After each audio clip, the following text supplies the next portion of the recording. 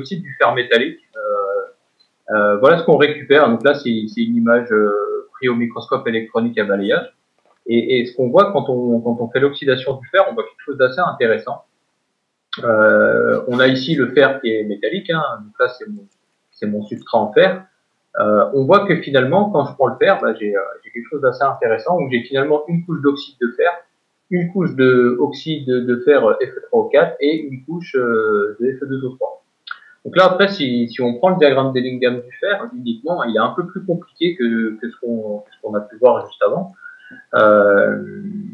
Donc par exemple, si je me place à 900 degrés hein, dans le cadre du fer, ce qui va se passer, hein, si je prends ma droite, j'ai une première réaction qui va se passer ici, donc avec une PdO2 qui va être à 10-16, donc je vais être à cette interface-là, où finalement je vais être sur une droite d'équilibre entre le fer et l'oxyde de fer 2, où j'aurai plutôt du FeO. Quand je remonte en fait dans ma couche d'oxyde, finalement, je vais intercepter une deuxième interface ici entre le FeO et le Fe3O4 qui va se retrouver ici sur ma droite d'Ellingham. Et donc là, je vais me retrouver ici à cette seconde interface avec une pression partielle qui va être de l'ordre de 10-12 atmosphères.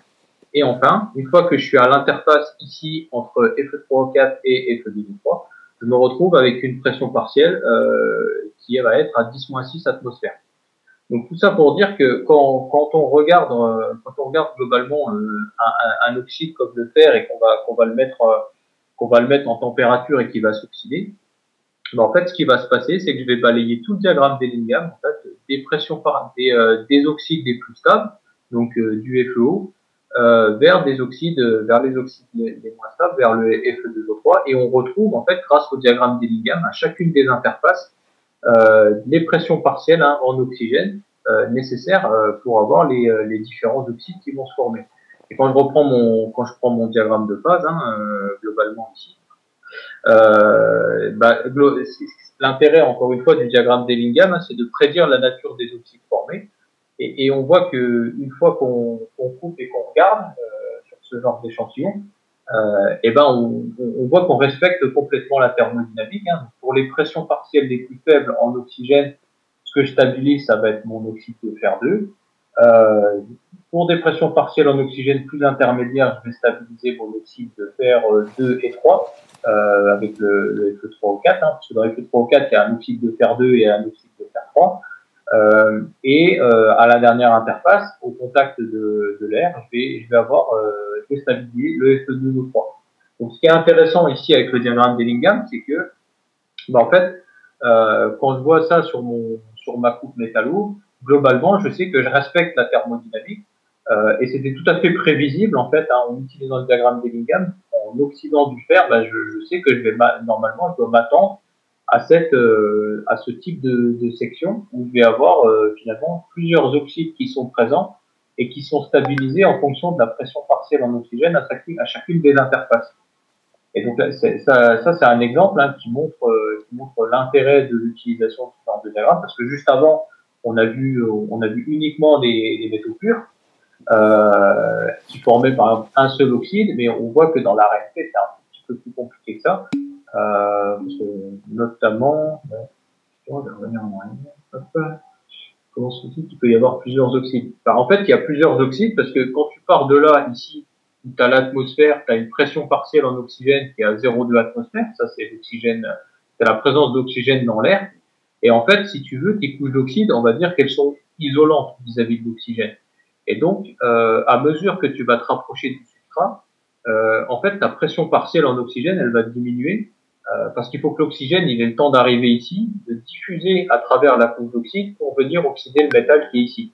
Et donc, ce qui fait que, en fonction des pressions partielles au niveau de chacune des couches, on va stabiliser un oxyde ou l'autre, parce que typiquement, à 10-16 atmosphères, on se rend compte que l'oxyde qui va se former préférentiellement, ça va être, le diagramme d'Ellingham nous dit que ça va être l'oxyde FeO, et ça peut pas être Fe2O3, c'est FeO qui va se stabiliser, parce que la thermo te prédit que quand tu regardes les droites d'équilibre ici et les énergies de réaction, ce qui va se produire, c'est que c'est cet oxyde-là qui est l'oxyde le plus stable dans le système, pour des pressions partielles en oxygène les plus faibles. Donc, tu vas commencer par oxyder ton fer en fer 2, ensuite tu vas l'oxyder en fer de Fe3O4, c'est du fer 2,5, et là, le dernier coup, c'est du fer 3+. Quoi. Donc globalement, tu traverses aussi tous les... D'accord, mais comment on sait que le fer présente ce phénomène, mais pas le nickel tout simplement parce que le fer, il peut prendre plusieurs degrés d'oxydation, alors que le nickel, en général, il va s'oxyder sous forme NiO, tout simplement, parce que son degré d'oxydation le plus stable pour le nickel, quelle que soit la pression partielle en oxygène, ça va être le Ni2+, donc sous forme de NiO. Par contre, pour le fer, ça va être, ça peut être variable parce qu'il peut prendre plusieurs degrés d'oxydation. Le fer, il peut être stable sous forme de degré d'oxydation 2, sous forme de degré d'oxydation 2,5 et sous forme de degré d'oxydation 3. C'est pour ça que tu as plusieurs oxydes qui se stabilisent. Mais c'est une particularité, par exemple, des oxydes de fer. C'est pas vrai pour tous les oxydes. En fait, là, plus que la partie pourquoi on a le cas. En fait, ça dépend vraiment du degré d'oxydation auquel peut s'oxyder ton élément, quoi. Par exemple, si je prends le titane, c'est un peu pareil, tu vois. Il y a d'autres métaux qui font ça. Le titane, par exemple, tu peux avoir du TiO et du TiO2, quoi. Mais le TiO, il est vraiment stabilisé avec très très très basse pression partielle en oxygène. On ne le voit jamais de toute façon, mais d'un point de vue purement théorique, on devrait avoir, par exemple, pour le titane, du Ti2+, pour les très très faibles pression partielle en oxygène, et du Ti4+, pour l'espèce qui est présente sous une forme de pression partielle en oxygène plus élevée. Mais il y a plein de métaux qui peuvent le faire, quoi.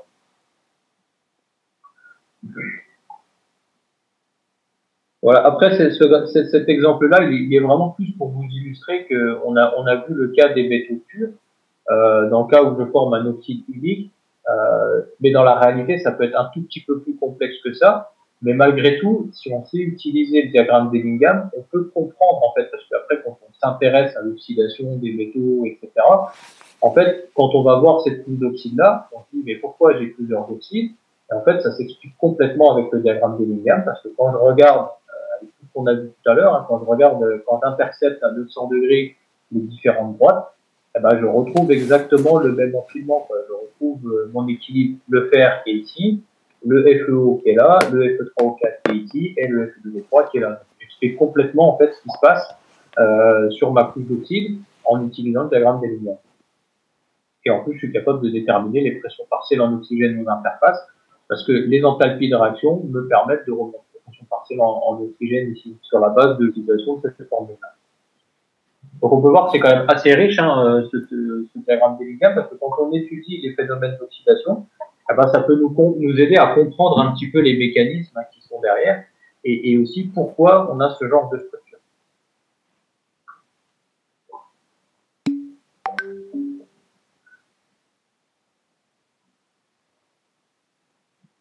Ouais, mais justement, pour éviter ça, pour pas vous trompiez, je vous ai dit dans l'énoncé que finalement le TI, là, il était oxydé sous forme de TI4+. Et si j'ai volontairement dit TI4+, c'est pas pour rien, c'est pour pas que vous m'écriviez TIO pour le coup.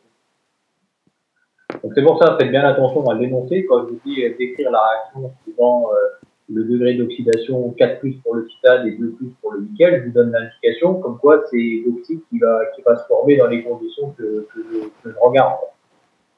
Donc là par contre, je vais pas vous demander effectivement de savoir que le fer est sous forme de 3 oxydes différents, etc. C'est pas l'objectif. De toute façon, vous n'allez pas le savoir.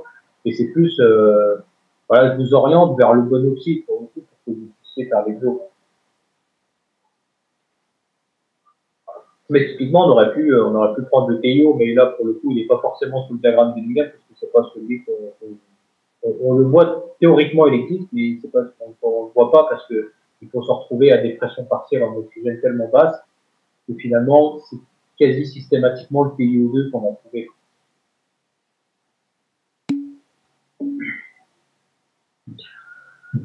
Voilà, donc là c'était une illustration un petit peu de ce qu'on peut en faire. Donc ça c'est pour vous montrer, ça c'est pour aller un petit peu plus loin, pour vous montrer que c'est pas forcément si simple que un oxyde, un métal s'oxyde sous forme d'un seul et unique oxyde. ça peut être un petit peu plus compliqué, mais le diagramme Bellingham peut nous permettre de remonter à un certain nombre d'informations qui nous permettent de comprendre en gros hein, ce qui se passe dans la réalité de l'oxydation de certains métaux. Donc si je reviens un petit peu sur tout ce qui est alliage qui sont utilisés à haute température, donc on va se retrouver principalement avec voilà des aciers, il y a certains aciers qui peuvent fonctionner à relativement haute température, des alliages base nickel, mais aussi des alliages base cobalt. Hein. Ça, par exemple, dans les turbines des moteurs d'avion, etc., on va avoir des alliages à base surtout à base de nickel et à base de cobalt. Mais cependant, si on n'utilise que ces métaux-là, en fait, hein, si on les utilisait purs, déjà pour les problèmes de propriétés mécaniques, ce serait pas suffisant. Mais pour le coup, pour les aspects purement résistants chimiques, c'est pas non plus optimal. Donc, il est nécessaire à chaque fois d'allier ces éléments avec des éléments qui sont capables de former des couches d'oxyde protectrices. Donc, très souvent, dans les alliages qui vont être utilisés à haute température, vous allez retrouver du chrome, du silicium et de l'aluminium, ou du silicium ou de l'aluminium, hein, qui vont avoir pour but déjà de former des oxydes protecteurs.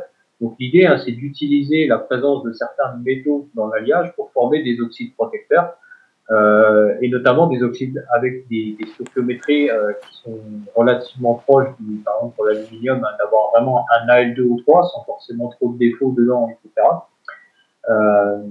Et ce qu'on voit ici, hein, c'est qu'on l'a déjà dit, c'est que par exemple là, on va souvent utiliser l'aluminium parce qu'il va former un oxyde très stable à haute température et qui a l'avantage d'être protecteur vis-à-vis de l'oxydation. En fait, en formant cet oxyde-là en surface du métal, il va protéger en fait le métal contre l'oxydation, et donc ça va permettre d'augmenter sa résistance chimique intrinsèquement. Donc en fait, hein, dans le cadre des super alliages, hein, base nickel, il est quand même nécessaire d'avoir une quantité suffisante d'aluminium, parce que si on n'en a pas assez, bah, globalement, il n'y aura pas assez d'aluminium dans l'alliage pour être capable de former une couche d'oxyde protectrice et continue. Donc là, ça va pas être efficace. Par contre, si la teneur en aluminium elle est suffisante, bah, notre alliage hein, il va se recouvrir d'une couche d'oxyde qui va permettre de le protéger contre l'oxydation. Donc, on va vraiment utiliser les éléments qui sont dans l'alliage pour pouvoir les transformer sous forme d'oxyde. Et en fait, ces oxydes-là, tout l'intérêt, c'est de protéger le métal contre l'oxydation. Alors, ils vont pas complètement arrêter l'oxydation, mais ils vont la freiner significativement, ce qui va nous permettre globalement de résister bien plus en température qu'un matériau type du nickel tout seul. Par exemple, il vaudra mieux utiliser un nickel avec de l'aluminium ou du nickel allié avec de l'aluminium et du chrome, c'est encore mieux.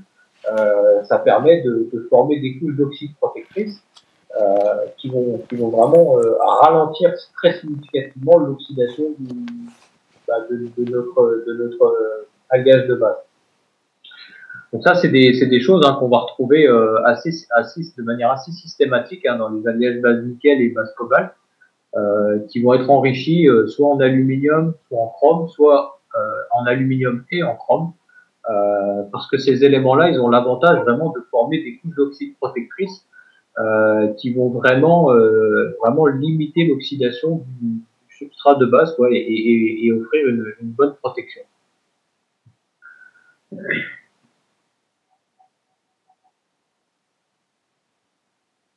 Et ce qu'on voit également par rapport à ce qu'on s'est dit au niveau des diagrammes Bellingham, donc si j'ai un alliage de nickel dans lequel j'ai suffisamment d'aluminium, bah, ce qu'on a dit hein, tout à l'heure, hein, c'est que finalement l'élément le plus oxydable entre les deux, ça va être l'aluminium. Donc ce qui va se passer, c'est que mon oxygène, il va oxyder sélectivement l'aluminium pour former une couche protectrice, et le nickel, typiquement, il va pas s'oxyder, quoi. Parce qu'on va se retrouver derrière avec une couche d'oxyde, comme je l'ai illustré ici. Hein. Donc, ce qui se passe, hein, c'est que on a notre pièce métallique avec une couche d'oxyde qui s'est formée. Par exemple, ici, ça va être une couche d'oxyde d'aluminium. Et en fait, ce qui se passe à cette interface-là, c'est ce qu'on a vu par rapport à la flèche. Ok.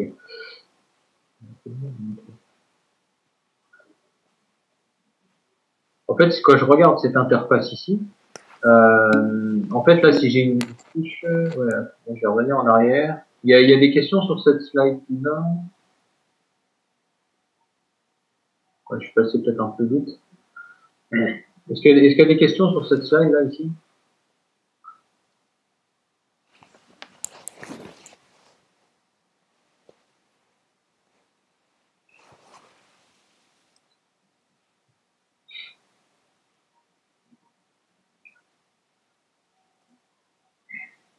Ce qui est vraiment important à retenir ici, hein, c'est que voilà, quand j'ai dans un même alliage plusieurs éléments, s'il y a un élément qui est très oxydable et qu'il est en quantité suffisante dans l'alliage, bah, c'est lui qui va s'oxyder préférentiellement.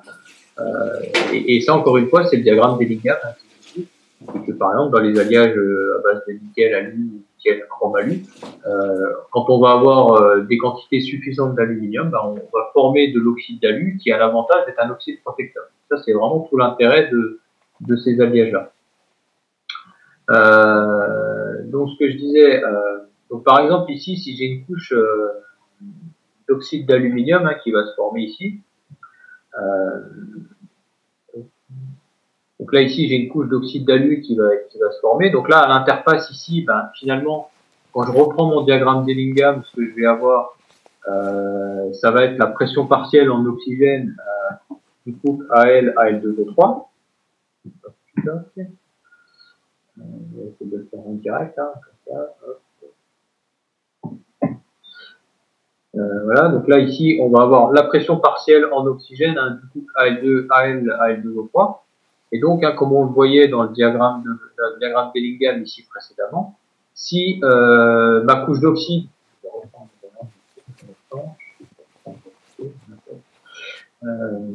donc voilà, donc comme je le disais juste avant, si on a une couche d'oxyde protectrice d'oxyde d'aluminium, en fait la pression partielle en oxygène ici à cette interface entre l'oxyde et le métal, elle va être gouvernée par cet équilibre-là.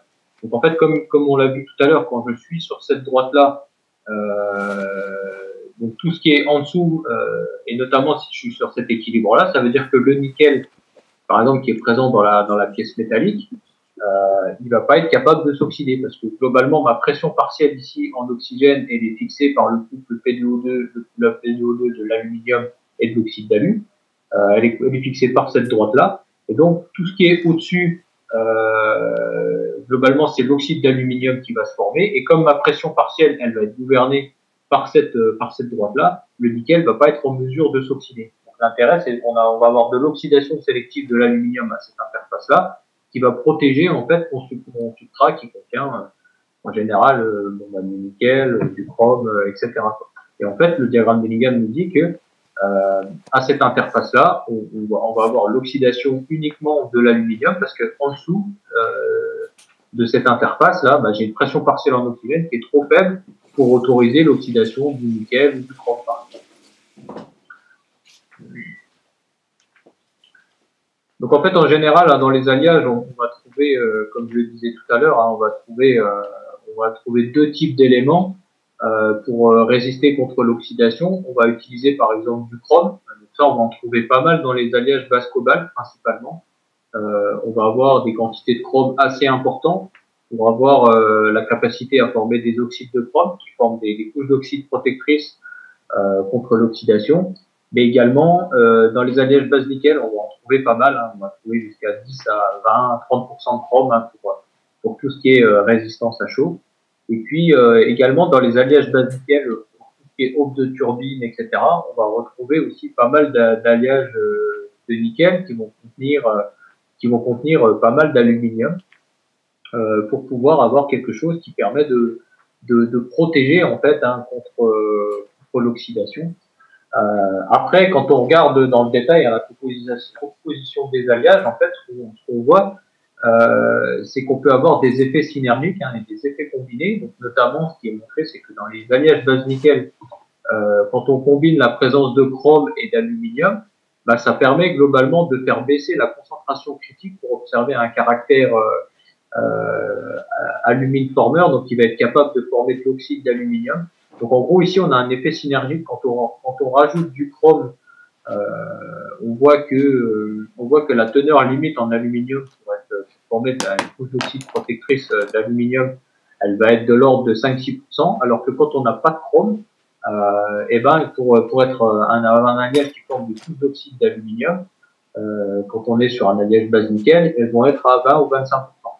Et ça, c'est ce qu'on voit un petit peu ici sur ces différents diagrammes. Là, on voit que, par exemple, entre un alliage de nickel et un alliage de nickel qui contient de l'aluminium, ben, on voit que l'oxydation, elle est significativement améliorée. La tenue à l'oxydation, elle est significativement améliorée parce que on voit qu'ici, on a une résistance vis-à-vis de l'oxydation qui est bien plus importante. Pareil, pour un exemple d'un alliage de chrome, donc quand on rajoute du chrome dans un alliage basse cobalt, on voit que la résistance à l'oxydation elle est significativement améliorée. Et ça c'est pour ça que dans les alliages base nickel, généralement tout ce qui est utilisé pour tout ce qui est aube de turbine, etc. Vous allez avoir un alliage qui va être un base nickel, hein, comme on avait vu tout au début de la du premier cours, mais qui va contenir également du chrome et de l'aluminium pour pouvoir lui conférer en fait des propriétés de résistance à l'oxydation.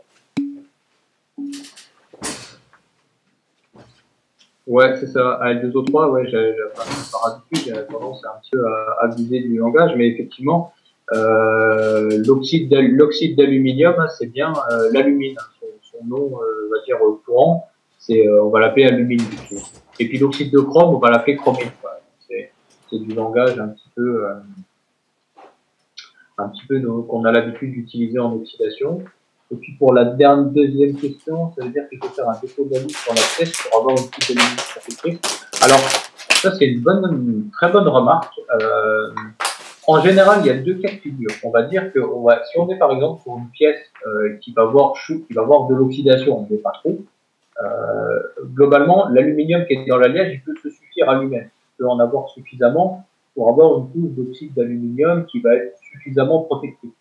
Par contre, dans certains cas, effectivement, quand ta pièce elle va vraiment être exposée à haute température, donc là, typiquement, aux alentours de 1050 degrés, 1100, 1150 degrés, en fait, si tu veux, l'aluminium qui est dans l'alliage, il peut ne pas être suffisant pour avoir une couche d'oxyde qui va durer dans le temps. Parce que finalement, ta réserve, c'est juste ce que tu as dans ton alliage en surface et tu vas avoir tendance à l'étudier assez rapidement. Et donc, une des astuces, hein, c'est exactement ce que tu as mentionné dans ta question. On vient rajouter sur la pièce de l'aluminium, alors par différents procédés, donc on parlera peut-être un jour. Et en fait, l'idée de rajouter de l'aluminium en surface, ça va nous permettre d'avoir un réservoir, si tu veux, en aluminium. Et donc, cet aluminium-là, il va être disponible pour se faire oxyder, c'est ce qu'on veut d'ailleurs, pour venir former la couche d'oxyde protectrice. Donc, effectivement, une des astuces hein, pour améliorer la résistance à l'oxydation des alliages basiques, c'est de venir enrichir la surface en aluminium par différents procédés pour pouvoir avoir quelque chose qui va résister mieux dans le temps parce que globalement, tu as plus d'aluminium qui est disponible. Donc la question, là, elle est très intéressante et ça bascule sur la partie revêtement.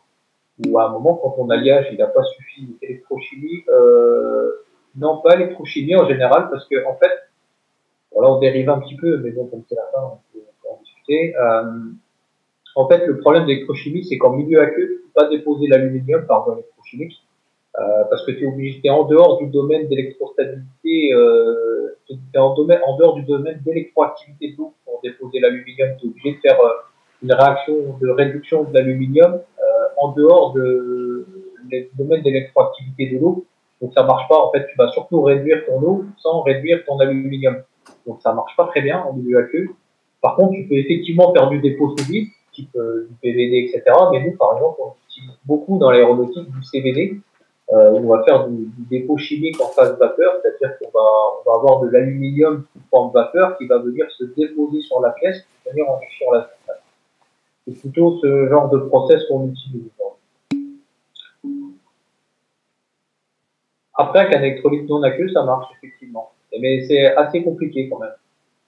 Après, tu peux travailler en milieu solventé, ça marche, hein, ou en milieu liquide ionique. Mais c'est des milieux qui sont compliqués à gérer.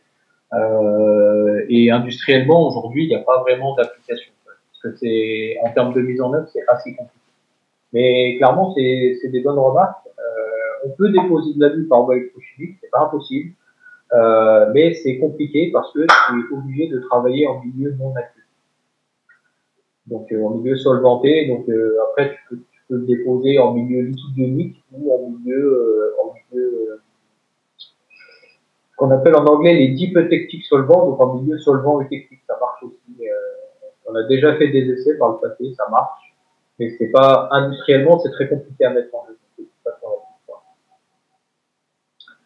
Bon voilà, une petite parenthèse.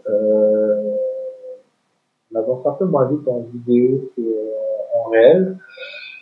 Bon, il est 15 heures, on va s'arrêter là pour que vous puissiez avoir une pause et digérer un petit peu tout ça. On reprendra la prochaine fois à peu près à partir de là.